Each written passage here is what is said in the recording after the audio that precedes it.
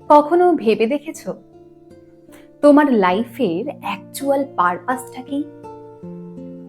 তোমার জীবনের মূল উদ্দেশ্যটা কি? আমরা অনেকেই মনে করি যে কোনো কিছু অ্যাচিভ করা বা একটা স্টেবল লাইফ বা একটা স্টেবল পার্মানেন্ট জব, নিজেকে হ্যাপি রাখা, এগুলোই হচ্ছে আমাদের লাইফের অ্যাকচুয়াল পারপাস। অ্যাকচুয়ালি কি তাই? এরকম কিছু পার্থিব বস্তু অ্যাচিভ করা কি আমাদের লাইফের অ্যাকচুয়াল পারপাস? ভেবে দেখো।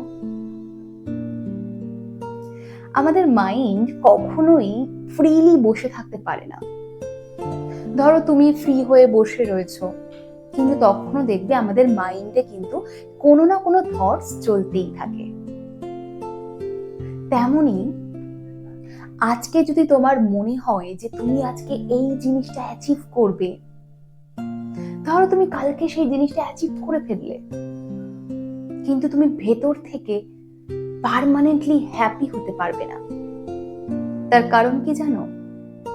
তার কারণ তুমি যে জিনিসটা অ্যাচিভ করেছো, সেই অ্যাচিভমেন্ট করতে গিয়ে সেই অ্যাচিভমেন্টের পেছনে তোমাকে যতটা এফোর্ট দিতে হয়েছে, তুমি ততক্ষণের জন্য হ্যাপি থাকবে। কিন্তু তারপরে যখন সেই রেসটা আস্তে আস্তে কাটতে শুরু করবে, তখন কিন্তু আমাদের মাইন্ড সেই বস্তুটা থেকেও আর একটু বড় কিছু অ্যাচিভ করতে চাইবে। এটাই আমাদের মাইন্ডের ধর্ম। এই প্রসেস কিন্তু চলতেই থাকে, এর কোনো শেষ নেই। তাহলে আমাদের লাইফের অ্যাকচুয়াল পারপাসটা কি? চলো আজকের এই ভিডিওর মাধ্যমে জেনে নেওয়া যাক আমাদের লাইফের অ্যাকচুয়াল পারপাস কি। ভিডিওতে যাওয়ার আগে তোমরা যারা আমার ভিডিওগুলো দেখছো, তারা আমার ভিডিওগুলো লাইক করো, আমার চ্যানেলটি সাবস্ক্রাইব করে দাও। তোমাদের এইটুকু সাপোর্ট আমাদের জন্য খুব প্রয়োজন। নমস্কার, আমি সুদেশনা। লুমিয়া লাইফে তোমাদের প্রত্যেককে স্বাগত জানাই। স্বপ্ন দেখো, স্বপ্ন দেখাও, আর স্বপ্নকে বাস্তবায়িত করো।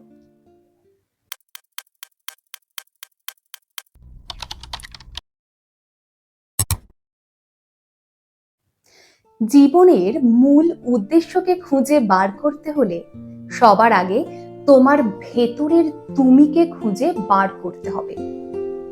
সাইকোলজিস্ট আব্রাহাম মাসলো তার বিখ্যাত তত্ত্ব মাসলো হায়ারার্কি অফ নিডসে জানিয়েছেন, মানুষের জীবনের সবচেয়ে চূড়ান্ত উদ্দেশ্য হলো আত্ম আবিষ্কার এবং আত্মপ্রকাশ।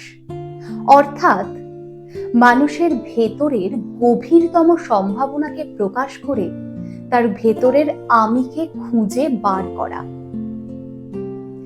এটা তো গেল একটা থিওরিটিক্যাল ব্যাখ্যা। তাহলে আমাদের প্র্যাকটিক্যাল লাইফে আমরা কিভাবে আমাদের লাইফের আলটিমেট পারপাসকে খুঁজে বার করব? তাহলে চলো একটু গভীরে গিয়ে বিশ্লেষণ করা যাক। কখনো নিজেকে প্রশ্ন করেছো তুমি কে? তোমার অস্তিত্বটাই বা কি? হয়তো করনি। আমাদের বেঁচে থাকতে গেলে, ভালো থাকতে গেলে সমাজের প্রতিটা মানুষের উপর ডিপেন্ড করতে হয়। আমাদের যেমন একজন কৃষকের উপরেও ডিপেন্ড হতে হয়, ঠিক তেমনি সেই কাকুটা যাকে হয়তো আমি চিনিও না, যে হয়তো কোনো একটা ফ্যাক্টরির একজন শ্রমিক, তার উপরেও ডিপেন্ড হতে হয়। বেঁচে থাকতে গেলে আমাদের যেমন সানলাইটের দরকার, তেমন ফ্রেশ এয়ারেরও দরকার।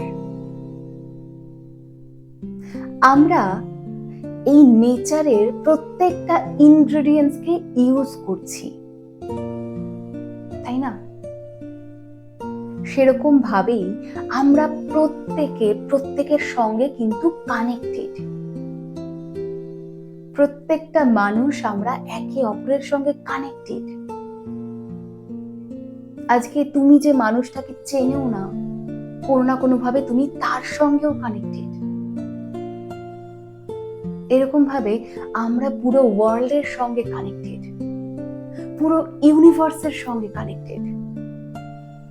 আজকে একটা বাড়ি তৈরি করতে অনেক ইট দরকার হয়, একটার উপর একটা, আরেকটার উপর আরেকটা ইট সাজিয়ে এত বড় একটা বাড়ি তৈরি হয়। এখন যদি কেউ প্রশ্ন করে একদম তলার ইটটার সঙ্গে একদম ওপরের ইটের কি সম্পর্ক, বিষয়টা কেমন একটা বোকা বোকা হয় না? আজকে সেই নিচের ইটটা না বসালে কোনোভাবেই ওপরের ইটটা বসানো সম্ভব হতো না। ঠিক সেই রকমই আমরাও এই ইউনিভার্সের সঙ্গে কানেক্টেড। এই ইউনিভার্সের যে পাওয়ার, সেই পাওয়ার আমার মধ্যে রয়েছে, সেই পাওয়ার তোমার মধ্যে রয়েছে। আমরা হয়তো এই পাওয়ারটাকে, এই শক্তিটাকে কখনো ফিল করিনি, কোনোদিন খুঁজিনি। এই যে আমি, এই আমির মধ্যে তোমার চারপাশের সেই সমস্ত মানুষ রয়েছে যাদেরকে তুমি চেনো, তোমার চারপাশের সেই সমস্ত মানুষ রয়েছে যাদেরকে তুমি চেনো না, তাই না? কিন্তু আমরা তাহলে এই যে আমি আমি আমি করি, এটা কি প্রকৃতই আমির সংজ্ঞা, নাকি এটা ইগো, ইগো? আমাদের আমির ব্যাপ্তিটা এত বড়, কিন্তু আমরা এই আমিটাকে এইটুখানি জায়গার মধ্যে সীমাবদ্ধ রেখেছি, যাকে বলে ইগো। তাহলে আমরা কিভাবে হ্যাপি থাকবো? ভেতর থেকে কিভাবে আমরা পরিপূর্ণ হব? আজকে আমাকে ভালো থাকতে গেলে আমাকে এমন কিছু করতে হবে যাতে তারা ভালো থাকে, তাহলেই আমি ভালো থাকবো, তাই না? তাহলেই তুমি ভালো থাকবে। আর এই ভালো থাকাই আনকন্ডিশনাল। এই যে ফিলিংস, এই যে ভালো থাকা, ভেতর থেকে একটা শান্তি অনুভব করা, একটা তৃপ্তি, একটা স্যাটিসফ্যাকশন।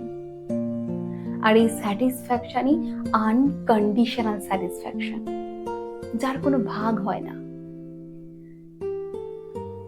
যেদিন তুমি ঠিক এইরকম ভাবে ভাবতে শিখে যাবে, সেদিন তুমি তোমার লাইফের আলটিমেট পারপাসটা খুঁজতে শিখে যাবে। আমাদের থিঙ্কিং হয় দুরকম।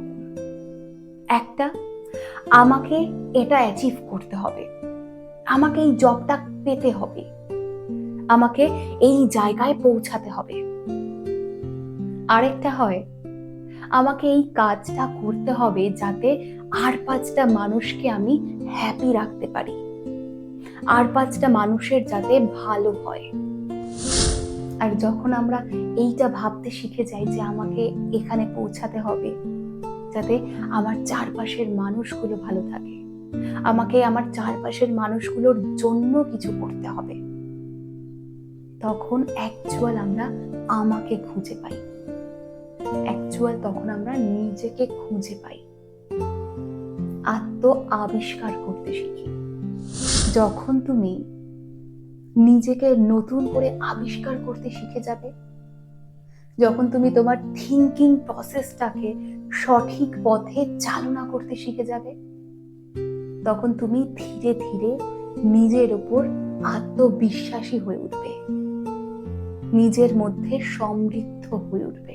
তখন তোমার মধ্যে একটা গ্রোথ মাইন্ডসেট তৈরি হবে। প্রত্যেক মুহূর্তে তুমি নিজের পার্সোনালিটি, নিজের মানসিকতা এবং ভুল ত্রুটিগুলোকে সংশোধন করার চেষ্টা করবে। আর এই সংশোধন করার মাধ্যমে হয়তো বাহ্যিক কোনো অ্যাচিভমেন্ট থাকে না, কিন্তু ভেতরে একটা অন্যরকম অ্যাচিভমেন্ট, অন্যরকম প্রাপ্তি কাজ করে। আর প্রত্যেক মুহূর্তে এই সংশোধন করতে করতে ধীরে ধীরে তুমি আরো ডেভেলপ হয়ে উঠবে, একজন প্রকৃত মানুষ হয়ে উঠবে। তাহলে নিজেকে ভালো রাখা, নিজেকে বলতে নট ইগো, তুমি প্লাস তোমার চারপাশের মানুষজন, আত্মবিশ্বাস, প্রতিনিয়ত শিখতে থাকার মাধ্যমে নিজেকে সংশোধন করা এবং সঠিক পথে নিজের চিন্তা ভাবনাকে চালিত করা, এগুলোই হলো আমাদের জীবনের আলটিমেট পারপাস। আর যখন তুমি জীবনের অ্যাকচুয়াল পারপাসটা বুঝে যাবে, তখন আর তোমাকে হ্যাপি থাকতে, পার্মানেন্টলি হ্যাপি থাকতে আর বাইরে কোনো কিছুর উপর ডিপেন্ড করতে হবে না। তখন তুমি নিজেকে হ্যাপি রাখতে শিখে যাবে, নিজের মধ্যে ভালো থাকতে শিখে যাবে। এই ছিল আজকের ভিডিওটি কেমন লাগলো কমেন্টে অবশ্যই জানাও। আর ভিডিওটি যদি ভালো লেগে থাকে তাহলে লাইক করো, প্রচুর পরিমাণে শেয়ার করো, আর আমার চ্যানেলটি সাবস্ক্রাইব করে পাশে থাকা বেল বাটনটি ক্লিক করে দাও। দেখা হচ্ছে পরের ভিডিওতে, ততক্ষণ পর্যন্ত ভালো থাকো, পজিটিভ থাকো, আর তার সঙ্গে স্বপ্ন দেখো, স্বপ্ন দেখাও, আর স্বপ্নকে বাস্তবায়িত করো। লুমিয়া লাইফ, রেডিয়েট পজিটিভিটি, রিজনেট লাভ।